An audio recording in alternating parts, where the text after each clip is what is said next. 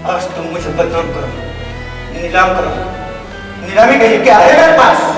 बस बहते हुए चल नाज़ुकों का सैलाब, मगर मैं तुझे बता दूंगा और अपनी आखिरी सांस तक आरक्षण के खिलाफ जंग जारी रखूंगा।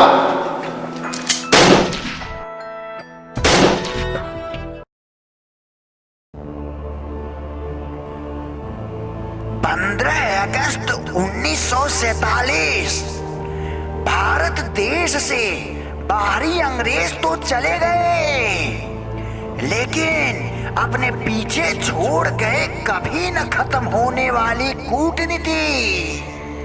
किसी महापुरुष ने कहा है कि अगर किसी राष्ट्र पर हुकूमत करनी हो तो उस राष्ट्र के युवाओं को शिक्षा से वंचित कर दो और वहां के लोगों को धर्म, जाति और रंग के आधार पर बांट दो। आज भारत देश का भी यही हाल है। नेता अपने नजदीकी फायदे के लिए देश को जातियों और अगड़े पिछड़ों में बांटने की लगातार कोशिश कर रहे हैं और पूरे देश में आरक्षण की घिनौनी राजनीति करके देश की युवा शक्ति को खंडित कर रहे हैं।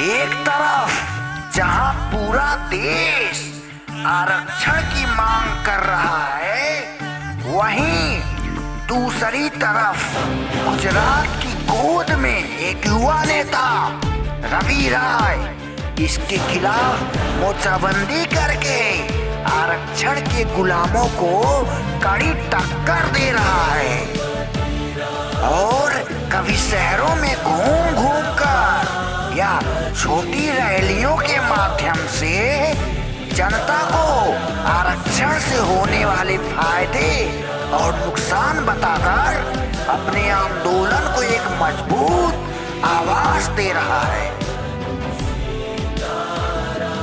जनता में, खासकर युवाओं में उसकी बढ़ती पकड़ को देखकर रूलिंग पार्टी के नेता बौखलाए हुए हैं और उसके आंदोलन को दबाने के लिए साम, दाम, दंड, भेद की सभी नीतियां लगाने की पूरी कोशिश कर रहे हैं।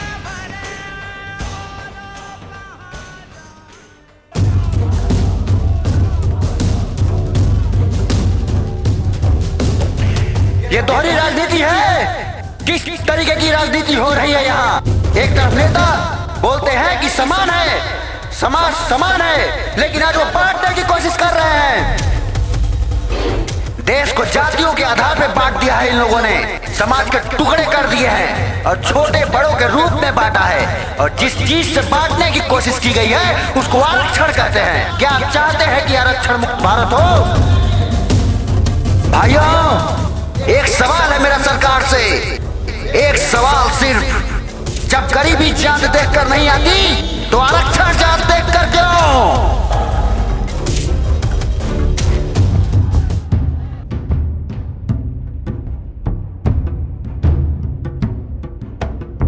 बिना विभीषण के लंका नहीं जीती जा सकती। ये जानते हुए रवि राय के सबसे करीबी लोगों को लालच देना शुरू कर दिया गया और जो इस झांसे में नहीं आए उनकी हत्या कर दी गई। लेकिन विभीषण तो हर लंका में होता है, उनको भी मिला जो कुछ मामूली शर्तों पर रवि राय की मुखबिरी करने को राजी हो गया।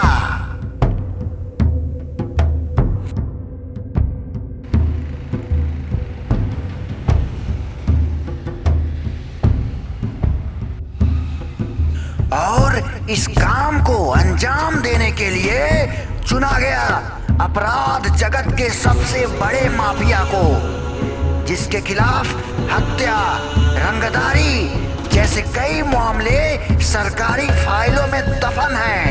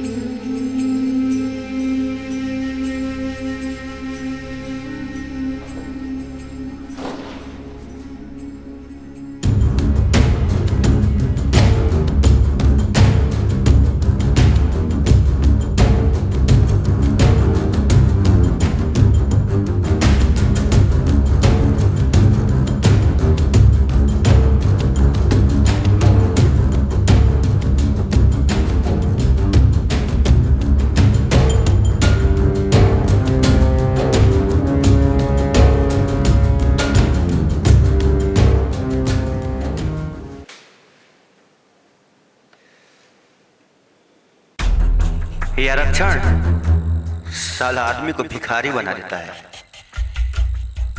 एक आंदोलन पूरी कौम को अपाहिज बना देता है। साला ये आरक्षण, सुबह घर से निकलो, भीड़ का हिस्सा बनो, शाम तक नारेबाजी करो, फिर सुबह एक बार भिखारी बन जाओ, क्योंकि आत्मा और अंदर का विश्वास मर चुका है। जीने के लिए आरक्षण की मांग पे अड़ चुका है। साला ये आरक्षण आदमी को भिखारी बना देता है। गिरो गिरो गिरो, लेकिन उस झरने की तरह गिरो जो पर्वत की ऊंचाई से गिरकर भी अपनी सुंदरता खोने नहीं देता, जो जमीन के तह से मिलकर भी अपने वजूद को नष्ट नहीं होने देता। लेकिन इतना सोचने का वक्त किसके पास है? किसके पास है वो वक्त? साला ये आरक्षण आदमी को भिखारी बना देता है। तुम्हारी लाचारी, कमजोरी और आरक्षण की मांग एक दिन देश की प्रतिभा की मौत का तमाशा इसी खामोशी के साथ देखेगी। भीख मांगने की आदत पड़ गई है तुमको, गुलामी करने की आदत पड़ गई है। पहले राजा महाराजाओं की गुलामी करी, फिर अंग्रेजों की, अब आरक्षण की करने जा रहे हो।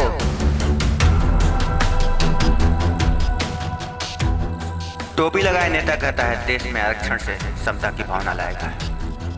आरक्षण की नाजायज औलादें देश में तहलका मचा रही हैं और हम विद्यार्थी ज्ञान को गाली बनाए बैठे हैं। साला ये आरक्षण आदमी को भिखारी बना देता है।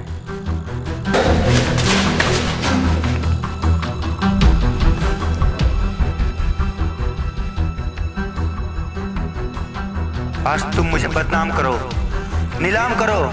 नीलामी के लिए क्या है मेरे पास? बस बहते हुए चंद आंसुओं का सैलाब।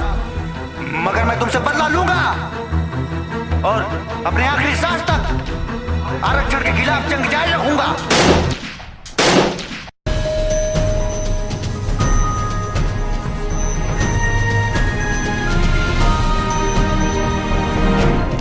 अभी अभी खबर आ रही है कि गुजरात में एक छात्र नेता की गोली मारकर हत्या कर दी गई है।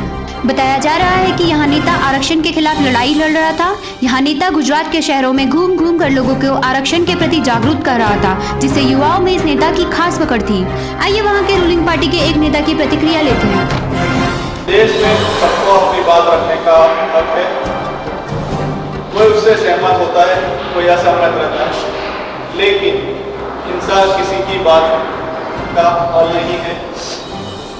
हमें इस देश के कानून पे पूरा भरोसा है।